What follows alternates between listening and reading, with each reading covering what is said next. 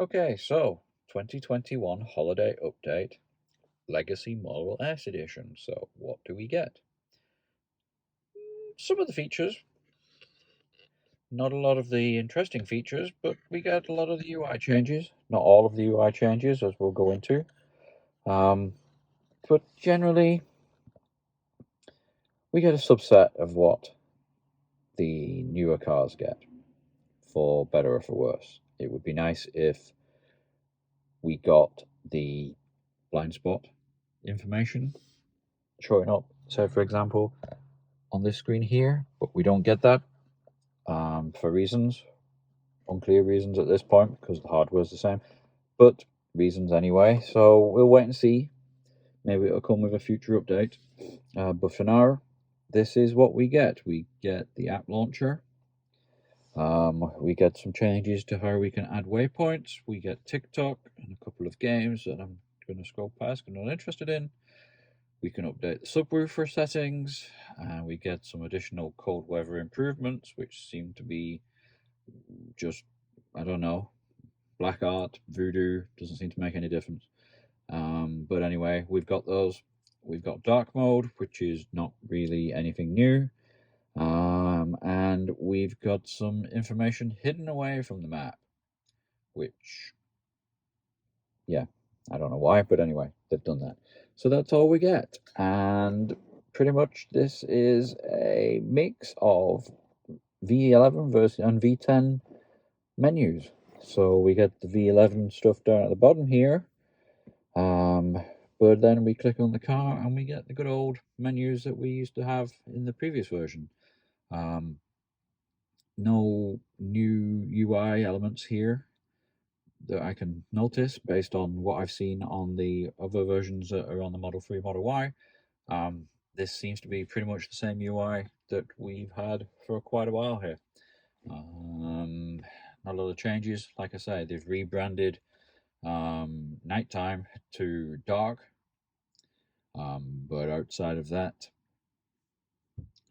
not really much change here at all. Everything's pretty much exactly as it was before, just maybe a slightly different font. Going back to, how do I get rid of that? Oh, you got to swipe now. So swipe away from there, and you've got the map, and some changes here which are good, some changes which are bad. They've moved these icons up to this top right hand corner, which is kind of weird. They used to be down here, which was slightly easier to reach when you're driving. Now they're all the way up there, which is where this icon used to be, the map orientation icon. It used to be over in the top right hand corner. They've brought it over to the left hand side. I'm hoping that's going to reflect for our international friends who drive with the steering wheel on that side of the vehicle. But I would be nice if they had these icons come over here so that it's all more of a driver focus thing. But that's not what they've done. They've removed the icon to bring up the charging points. But if you go into navigate, it will show up as an option on the top menu of the navigation. So you can just click on charging and see all the charging points local to you. So it's not gone, it's just been moved around. Similarly, controls for the climate have not gone, they've just been moved around. If you touch this to turn it on and off, that's pretty much as standard. I'm going to turn it off because it's a bit noisy. If you apparently swipe up, you will get more controls. But then when you do swipe up, you get it's not going to let me do it because every time I touch it, it turns on. So there we go. Those are the regular controls that we've seen in the past, just slightly reformatted. I'm going to turn off my heated seat here. And again, you can do things like you've always been able to do, but you can also control the heated seats from these separate buttons here, driver and passenger side. One thing that has changed slightly, and I think for the better, is now you can go immediately into cool mode. You don't kind of have to cycle through. With the older button, you had to kind of cycle through. So now, if you just want cool mode, you just go straight to cool mode. And then as soon as you turn it off, it goes to heat, and you can just cycle through that way. But interestingly, all off doesn't actually turn off the cooled seat, so that's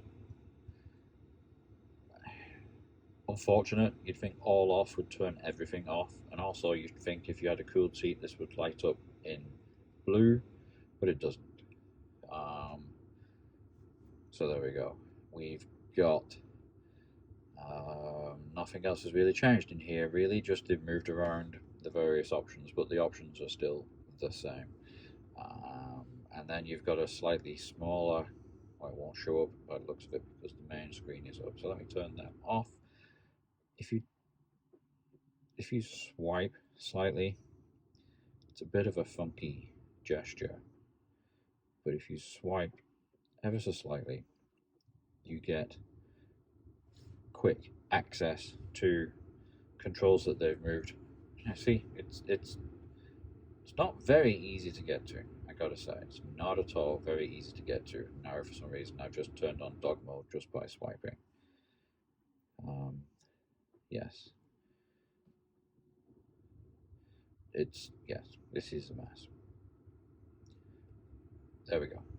You can get into these items here, and you can change the settings, and you can change because you're the driver. Of course, you want to turn on the heated windscreen or the rear windscreen heat. You can turn that on here, but then I notice that if you go into here and let me just turn it off because this is insane. If you go to the quick menu, okay, let's get the quick menu. If you split the temperature controls, so now you've got controls on both sides. The passenger gets every single option that the driver would get, which is kind of weird. So the passenger can then enable and disable the heated window and the heated rear window, which is a little bit weird. You'd think that the passenger would just see these options here.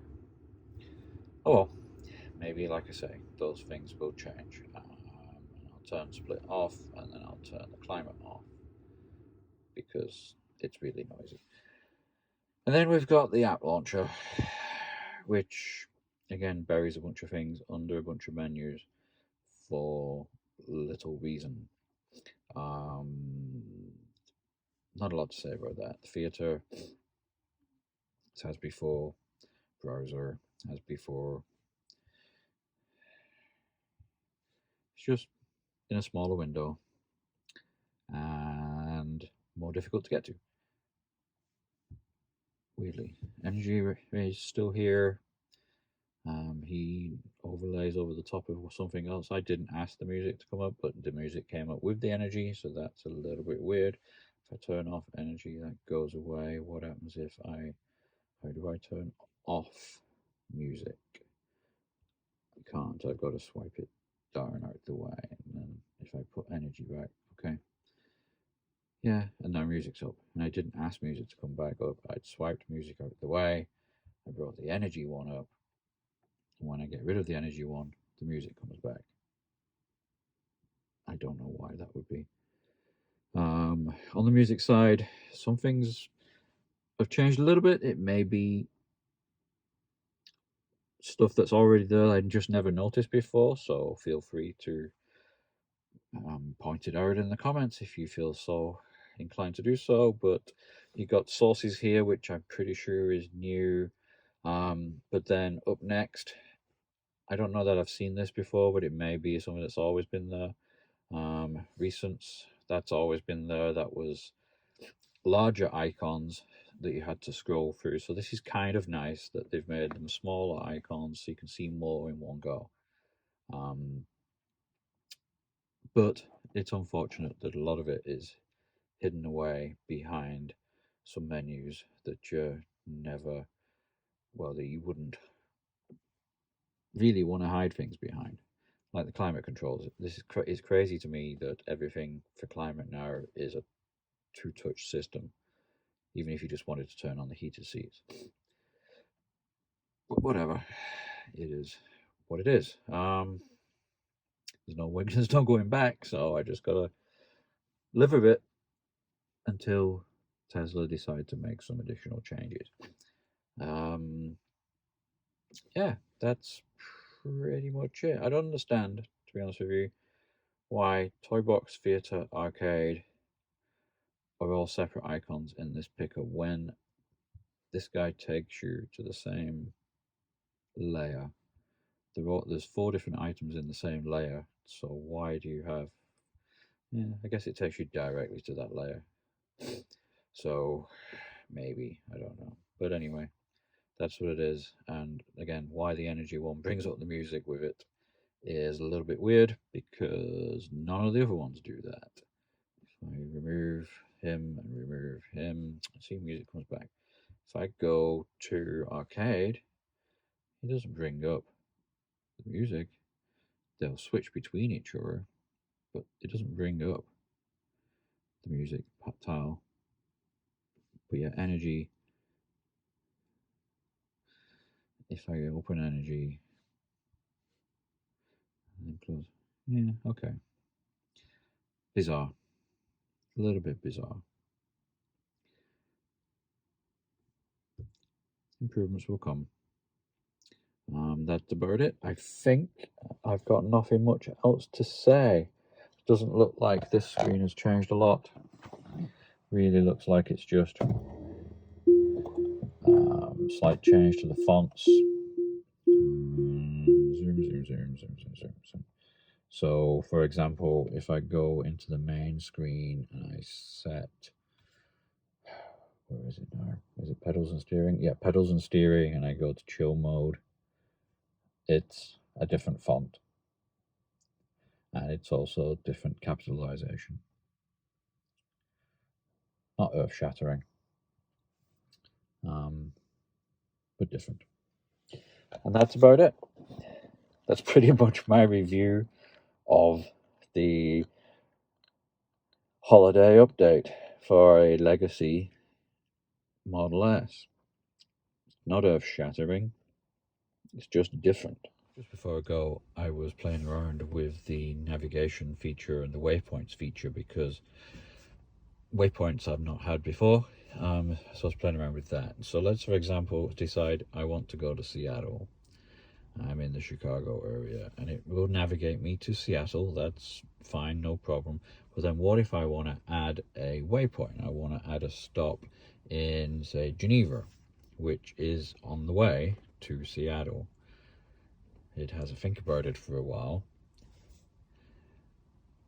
and splits it into 2 separate routes, which is unfortunate. So now I have 2 different routes. I have a route to Geneva, and then I have another route which starts over here just outside of Rockford. So it's not really adding a waypoint as much as it's actually creating 2 separate trips that are not linked together in any way. So that's unfortunate. I hope that gets fixed also. And the other thing that is unfortunate is there's no mute button anymore. It used to be that you could press mute. Let's cancel out of that. And you could press on here, long press on here would mute. Long press now either turns the volume down or turns the volume up, depending on how high or how dark or low you are on your touch point. No mute. Where'd the mute go? Oh, that's it. Thanks for watching.